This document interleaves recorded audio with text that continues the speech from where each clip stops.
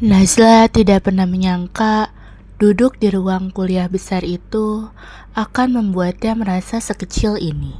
Slide proyektor yang terus berganti, sementara ia masih menatap halaman pertama tanpa paham apa-apa. Temannya sempat menoleh dan bertanya, Kamu ngerti nggak tadi yang barusan dijelasin?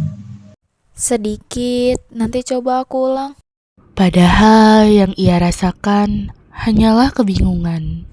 Di koridor kampus, ia berjalan pelan, tertinggal di belakang. Saat temannya membahas rumus yang tadi dijelaskan dosen, Najla hanya mengangguk, lalu berbisik pada dirinya sendiri. Kenapa cuma aku yang gak nyambung?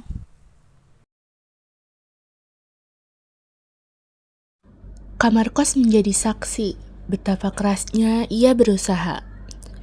Ia membuka buku, membaca ulang materi, tetapi rumus-rumus itu tetap tampak asing.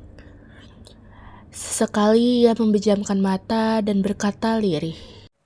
Apa aku sebodoh itu? Namun saat video call dengan orang tuanya, ia tetap tersenyum dan berkata, Lancar kok bu, aman. senyumnya rapuh, tetapi ia tetap memaksakan dirinya.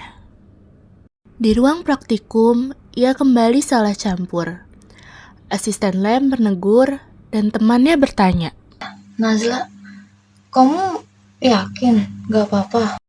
Najla mengangguk meski hatinya mulai retak. Bahkan dosennya pun melihat perubahan itu.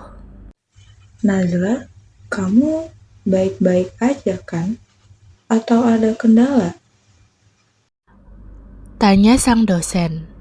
Najla hanya diam sebentar lalu menjawab, Saya cuma kurang paham bu. malam itu, saat berjalan pulang di kampus yang sepi, ia akhirnya berani jujur pada dirinya sendiri. Aku salah jurusan, aku gak bahagia. Katanya dengan suara yang hampir hilang. Saat pulang ke rumah, ia duduk di meja makan tanpa bersuara. Sang ibu akhirnya bertanya, Kamu kenapa? Kok dari tadi ibu lihat kelihatannya kayak lagi murung gitu? dan untuk pertama kalinya, air mata Najla jatuh. Untuk pertama Aku kalinya, salah jurusan. Najla merasa Aku ia udah coba berada di sekuat tempat mungkin, yang tepat. tapi aku gak sanggup. Ibunya menggenggam tangannya dan berkata lembut, Nak, dengar ya, ibu gak marah, sama sekali gak marah. Kamu boleh kok mulai sekarang pilih jalanmu sendiri. Kalimat itu seperti membuka kunci yang selama ini mengurungnya. Ia tersenyum kecil sambil membalas. Terima kasih bu.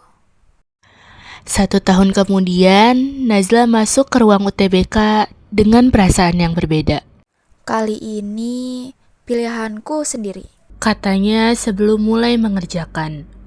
Dan saat ia diterima di jurusan yang ia impikan, melangkah masuk ke kampus barunya, ia benar-benar merasakan sesuatu yang belum pernah ia rasakan sebelumnya, yaitu kedamaian. Untuk pertama kalinya, Najla merasa ia berada di tempat yang tepat.